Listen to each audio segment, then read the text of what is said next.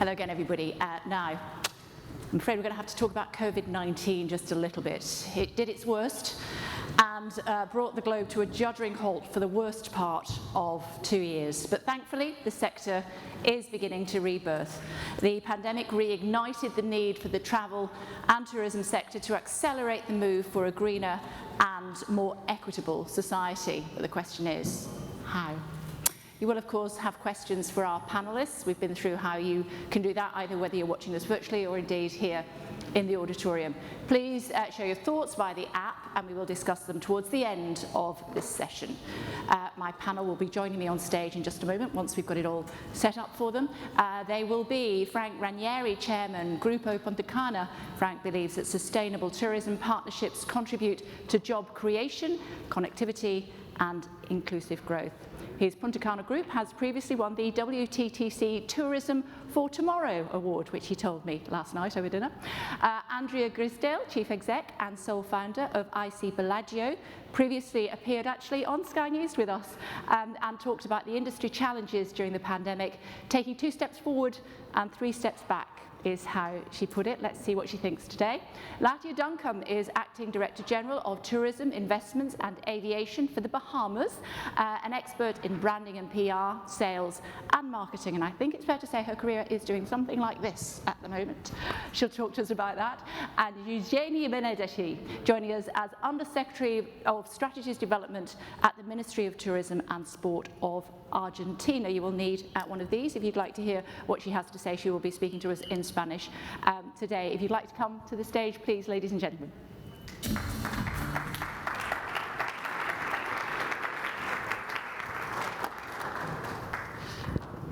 Do come along.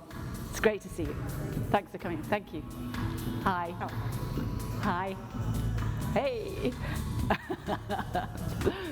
Nice to see you again. Do have a seat.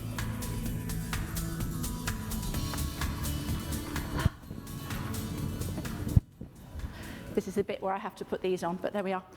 It happens to us all, doesn't it, Frank? Having to put glasses on. Oh, do you not wear them? You look beautiful. Oh, you're very kind. You're so smooth. Why don't we start with you then, should we? Around 70% of travellers, I'm told, Frank, now expect the sector to offer more sustainable options. How has COVID-19 changed the priorities of the sector as far as you're concerned? Well, definitely.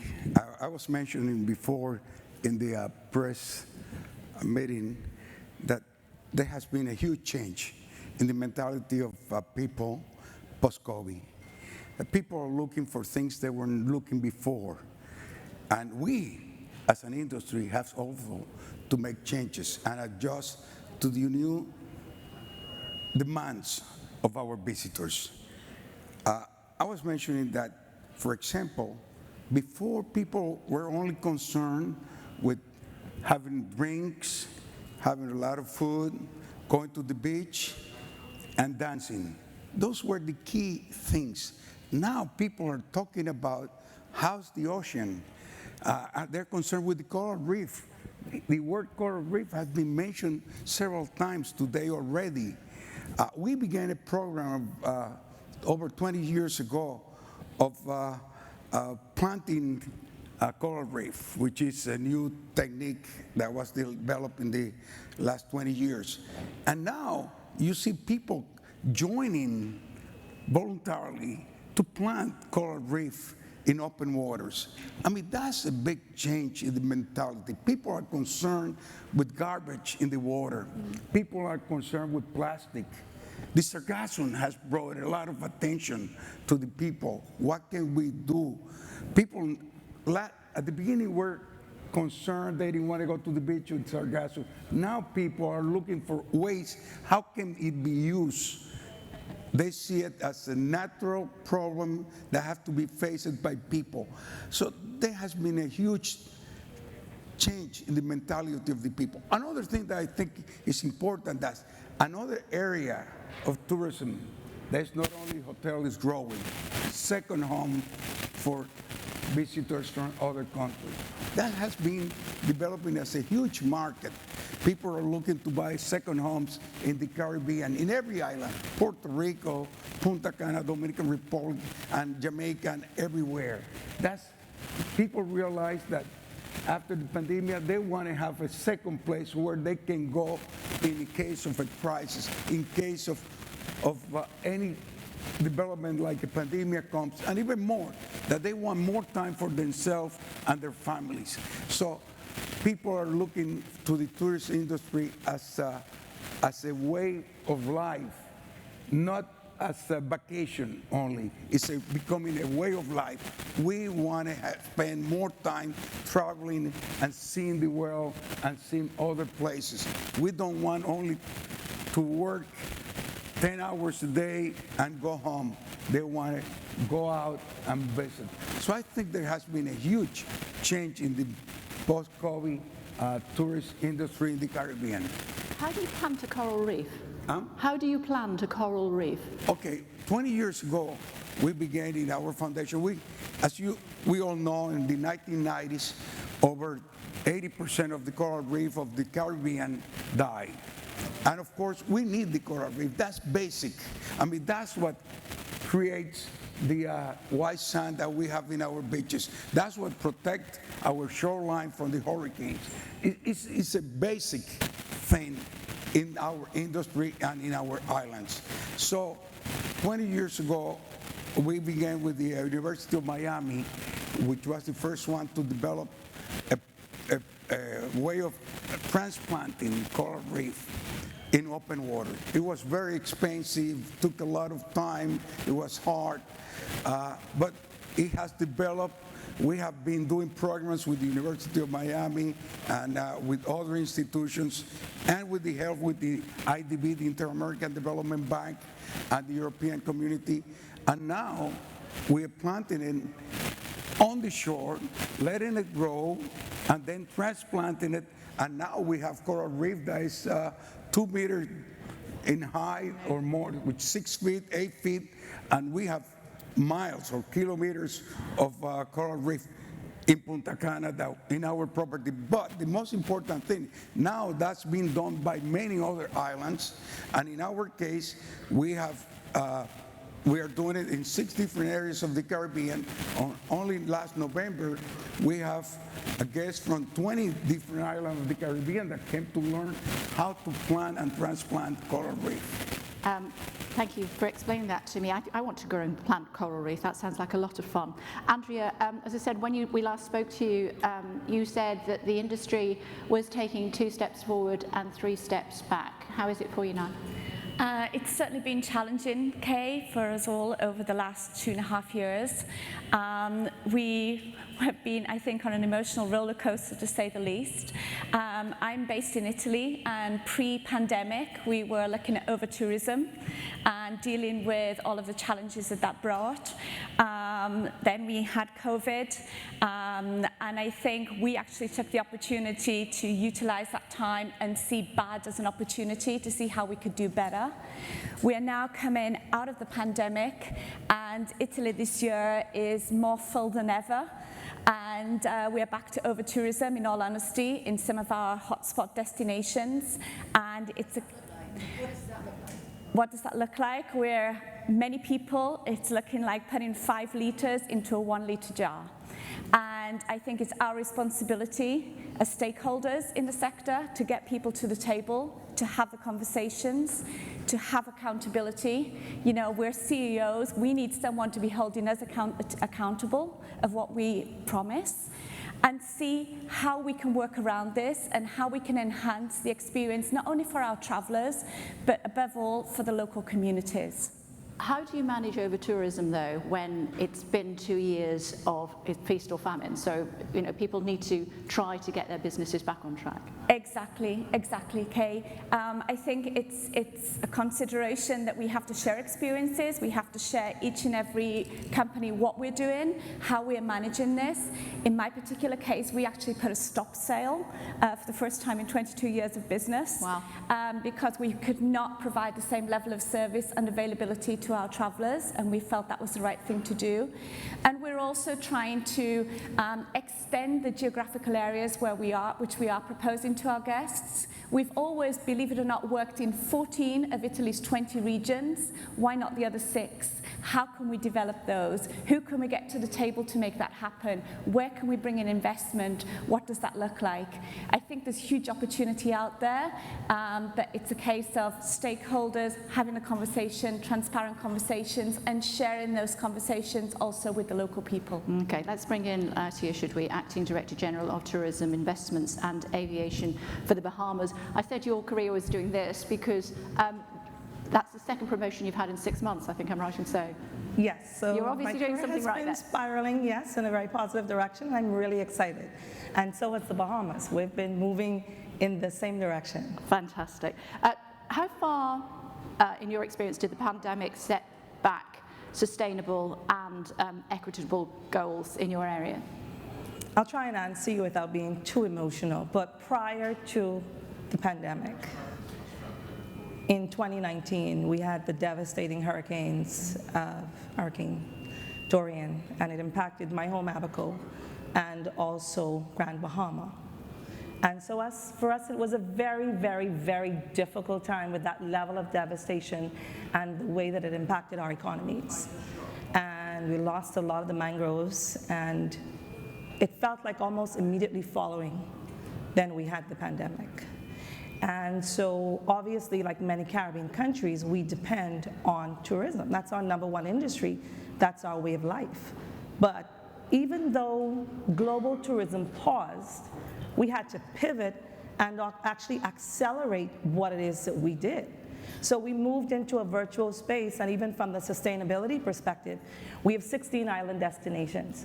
Each of them are unique in their own culture, in what they have to offer. And so our teams developed destination stewardship councils through the GSTC, and there was training, and we started to prepare for the rebound and recovery, although we did not know how long COVID would take. And so in one of our islands, Andros, we started a community-based cluster project, and that was phenomenal. And you know, when we look at the visitor profile and what our visitors want, they want unique, authentic experiences, and the Bahamas presents just that. We're 16 islands, we're perfectly spread for social distancing, and even through the pandemic, our general aviation business soared when we look at our 2019 performance versus 2021, because visitors still came, but they came in their private bubble, in their private planes, and they enjoyed many of the different islands. So for us, we want to make sure from a sustainability perspective, each island is developed so that the locals and each community can benefit economically from it. We've established a tourism development corporation to help small and medium-sized businesses. So when you hear about tourism and you get excited about tourism, you know you're experiencing a part of the economic pie. So it's fabulous. You know, we took an unfortunate situation and we converted it into an opportunity. We engaged the local communities, and we're all excited. And how are the local communities now reacting? Are they on board? They are, and they're very excited. The beauty of the Stewardship Council, it requires local stakeholder participation. So it's not someone telling you what to do, it's you coming to the table. It's you discussing the challenges, discussing the opportunities, and collectively determining what do we need, obviously being guided from the professionals. So it's really good. It's actually diversified our tourism product. And now, as I promote, 16 island destinations within a destination. Amazing. Sounds fantastic. Eugenia, Undersecretary of Strategies Development at the Ministry of Tourism and Sport of Argentina. I think I'm right in saying you prefer to speak in Spanish today, so if you'd like to put on your headsets if you need them, I know that I do. Talk to me about travel and tourism in Argentina. How has it recovered since the pandemic?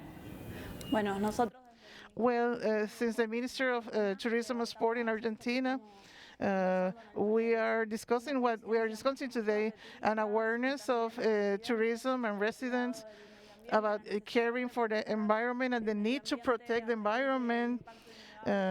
since the climate change impact, and also change in the tourism who prefer open and natural spaces, and they are committed with the spaces that they are discovering and visiting, and they have a commitment with the care of the spaces. And for us, we are organizing our policies, and we are presenting a natural route. In Argentina, we have a huge territory.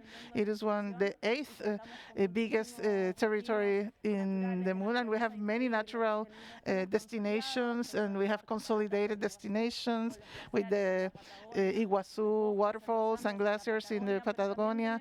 But we also have other wonderful destinations that are World Heritage from the UNESCO, distributed along all the territories. So with our program of development of our natural resources, we are offering all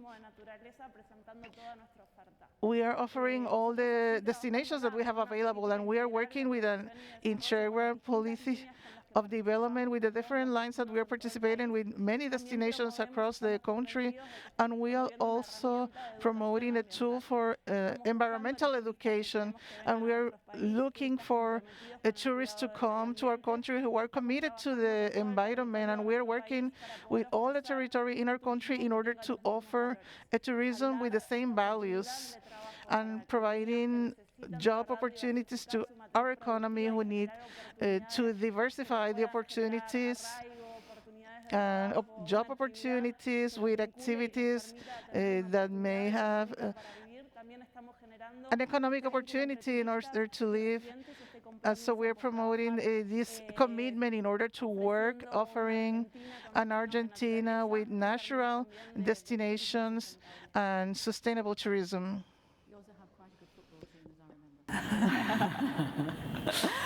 Technology, you talked about that, has quite a role to play. I wondered if you could talk to us in a little bit more detail about that, how you're using technology to further Argentina. Yes, we are working very hard. And to be honest, during the pandemic, we have generated different programs supporting. Basically, we're working on the recovery. In Argentina, we have 50 million people, and 35 million are tourists, and we are promoting, during the end of the pandemic, we are promoting a program to enhance the internal tourism. So this program called ProViaje, we encourage our internal tourism, promoting 50% credit for the expenses, and we have been working with formalizing this sector and offering new destinations so Argentinians fall in love with our country. So the objective is to open the borders. We are receiving more foreign tourists. We were receiving 7 million pre-pandemic, and we believe that this year we will go over these numbers, and we are working of offering new destinations to receive. Andrea, when we were chatting in the green room, I'm just going to pop this down. When we were chatting in the green room a little bit earlier, and we were talking about diversity, equity, and inclusion, you were very keen to talk about women and what role they play in your business. Yeah, first of all, Kay, I would like to say how very proud I was to be involved in the initiative by WTTC, their Women's Initiative, which we launched in Cancun at the Global Summit last year. Very, very important, very dear to my heart. 89% of my staff are women. Our entire leadership team are women, and we have over 50% of our team are mothers as well. And as I mentioned to you also, that where there is bad, I believe there is opportunity. I don't believe in problems, I believe in opportunity. And COVID not only opened up many opportunities to us regarding our travelers, but also our team.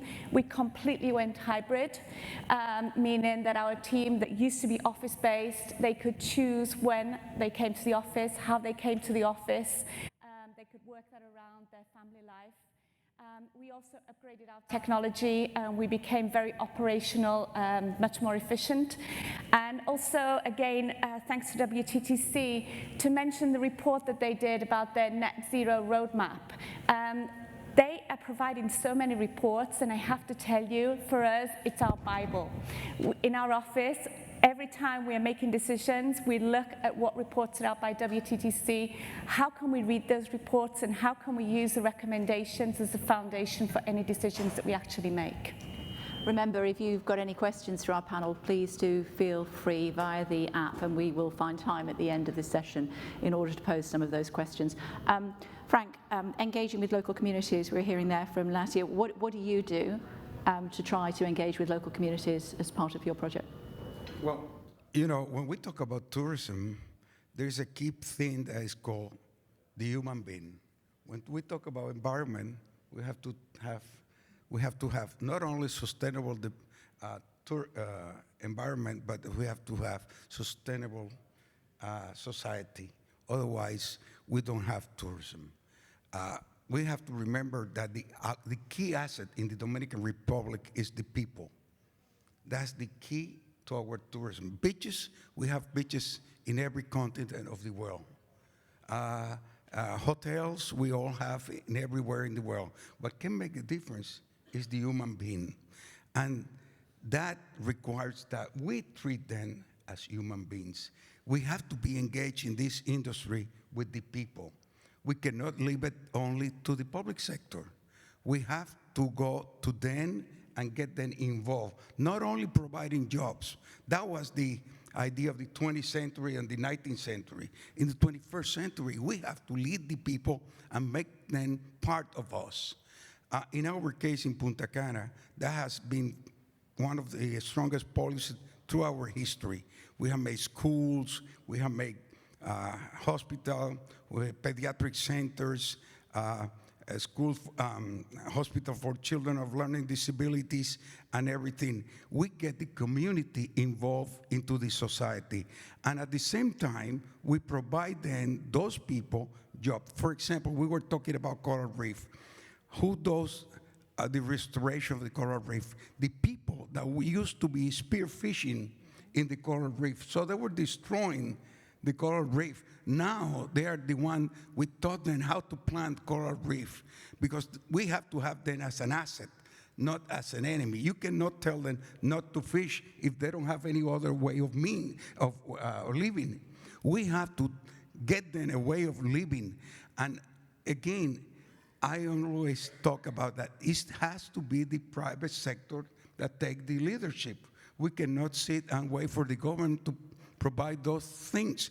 I remember back in 2004, there was a lack of people, workers, in the area of Punta Cana. It was a new area, it was a jungle. So people were moving. And the first one that moved were low-paid people without skills. And we have to train them in the hotels, etc. So the first thing we did a polytechnical school where we teach them to be waiters, electricians, chefs, and everything. And you know what? Those people have full jobs as soon as they graduate from high school, because it's a high school and they all have jobs. We have to integrate the community into the tourist industry, not the other way around. We have to tell them, you are part of our society. If we want to have safe streets, security, we have to have people who understand the industry, who really know that their future depends on that industry, and they have to be the protector. You cannot have a policeman in every corner, but you can have a citizen concerned with the tourist industry, not in every corner, but in every house. So we switched, and what we did was get involved with the community and make them our biggest asset.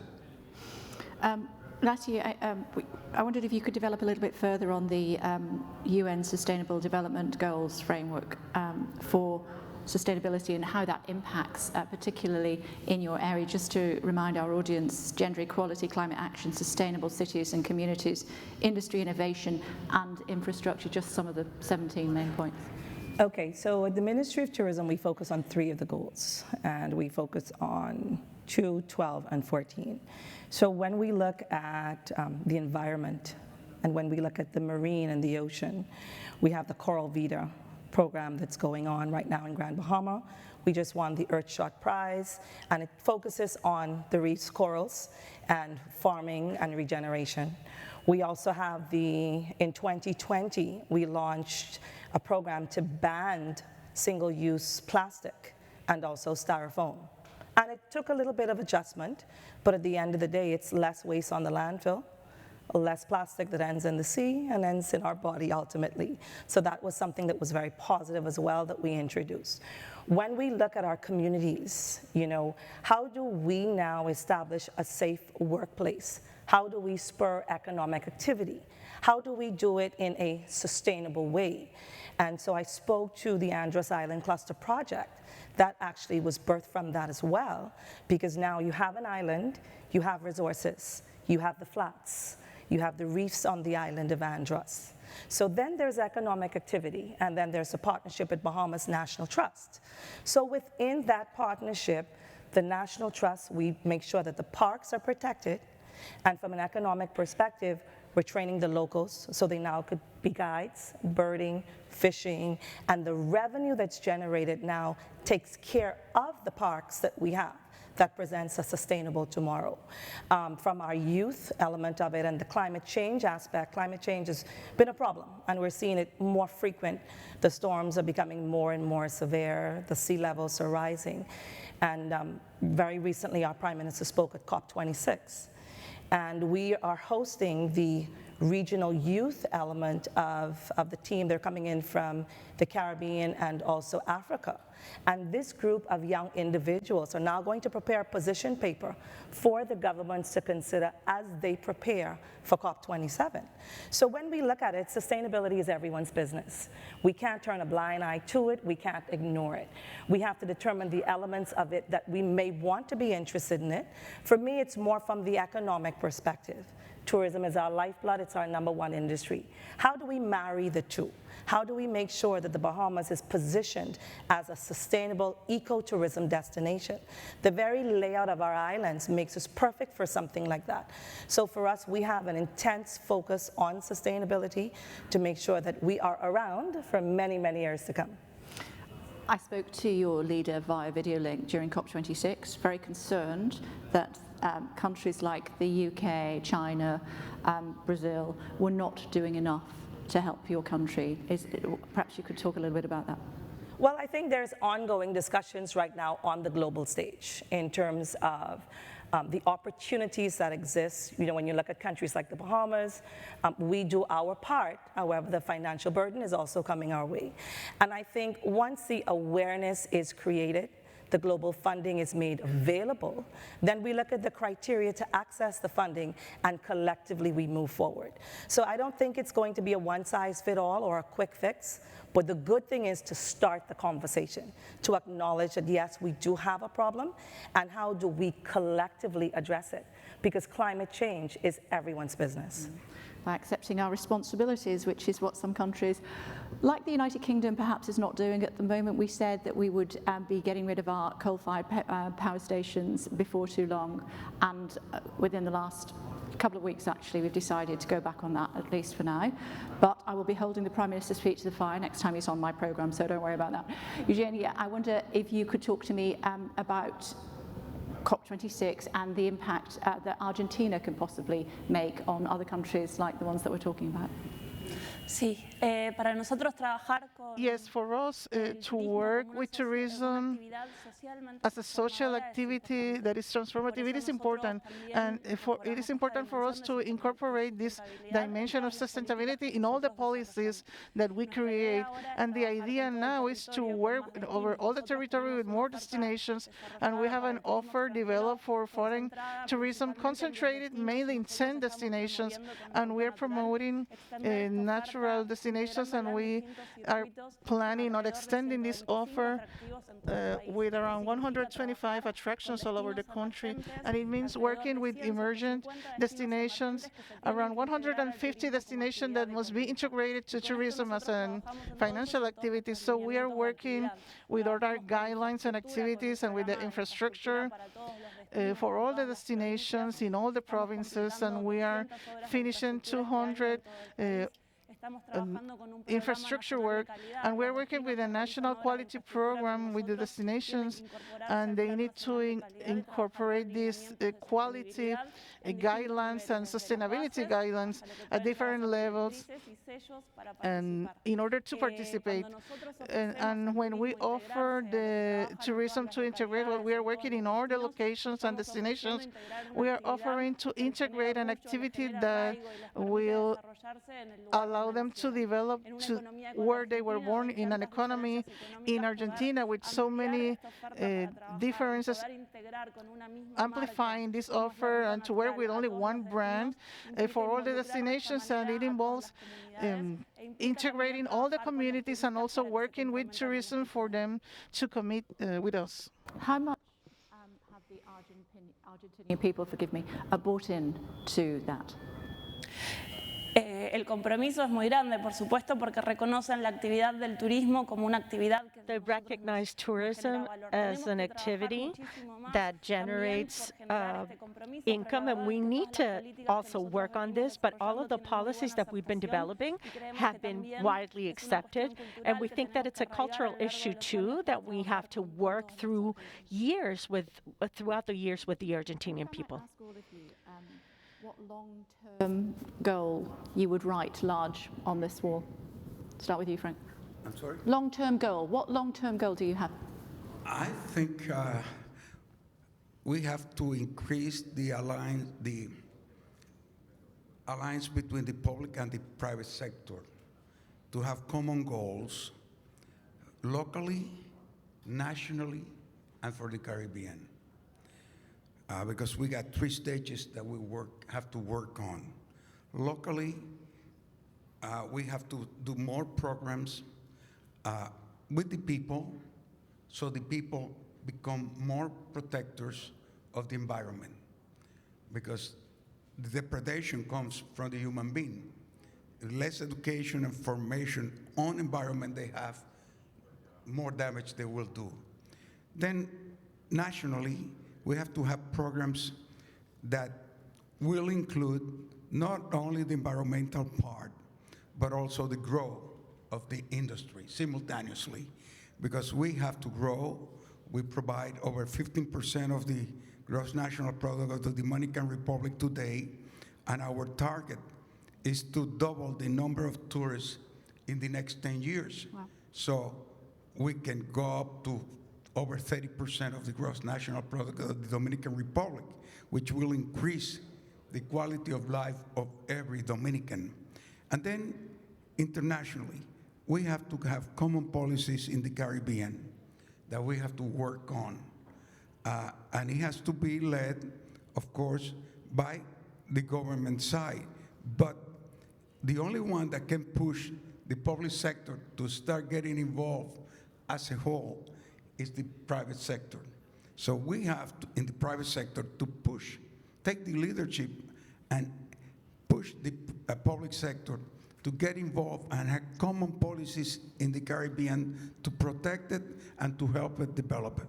We cannot have a 20 points program. We just have a meeting in Los Angeles of the president of the Western Hemisphere, and 20 of them assisted. And I ask you, when was the last time that the presidents or prime minister of the Caribbean got together, all of them? I'm not talking about CARICOM for certain point, but all of them, to talk about environmental and tourist development. I don't remember. I've been in this industry for 52 years. So it's time that we start talking and sharing about what can we do together in the Caribbean.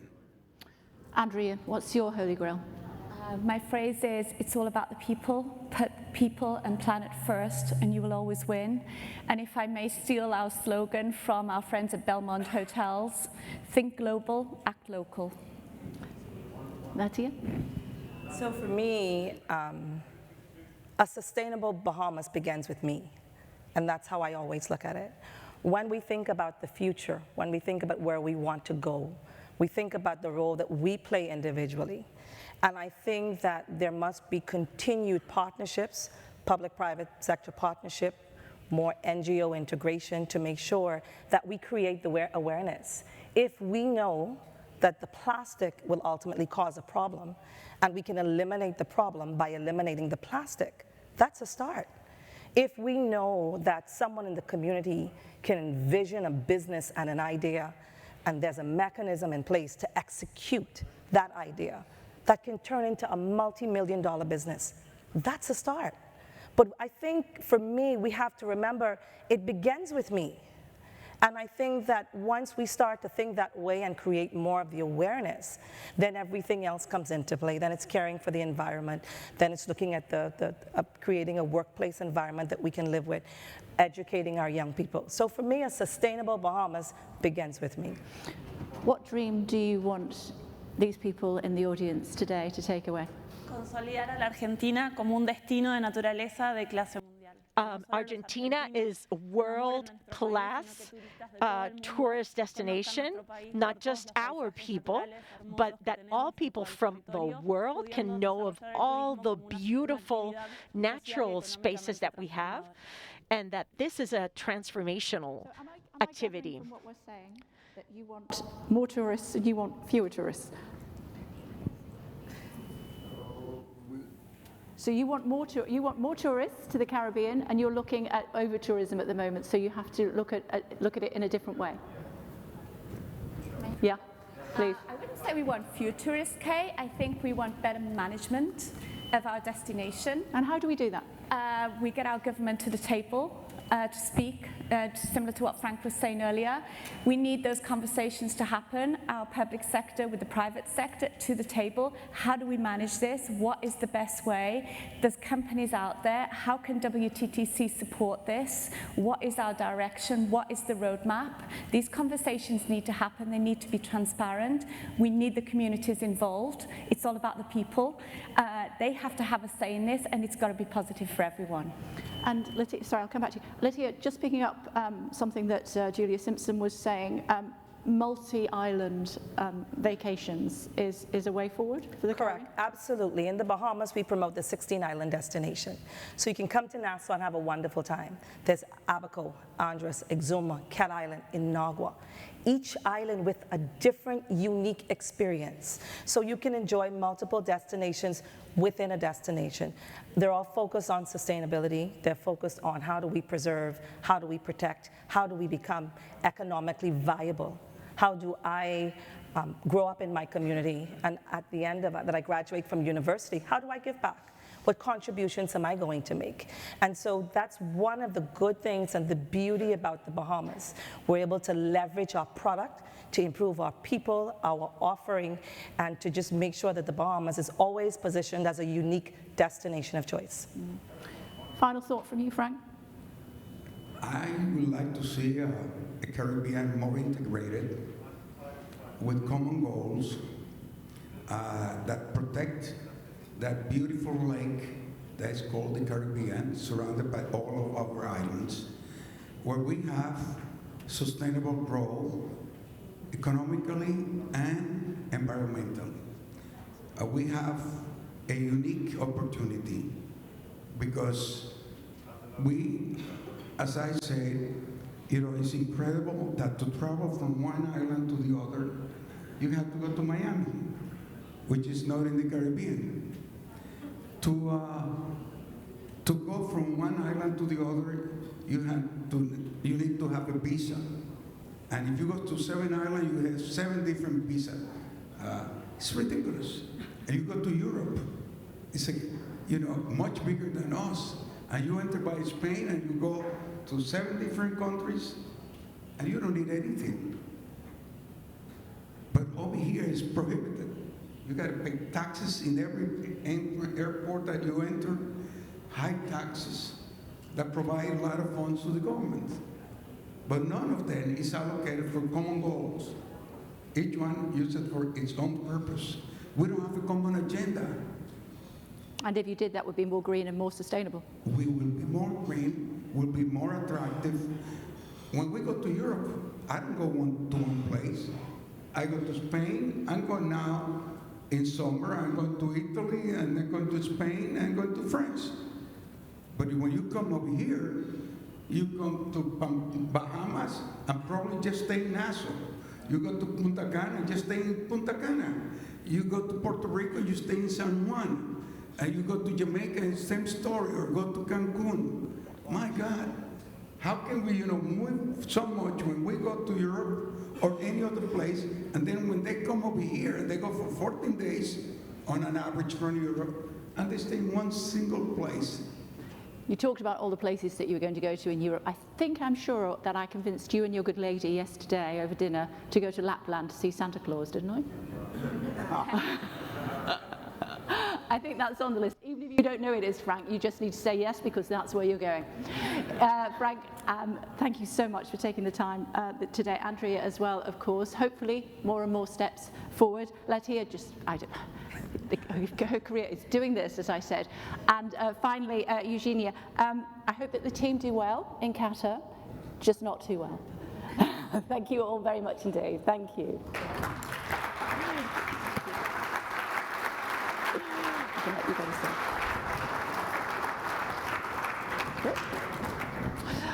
Right, next up, thank you very much, Frank, thank you. Next up, Arnold will be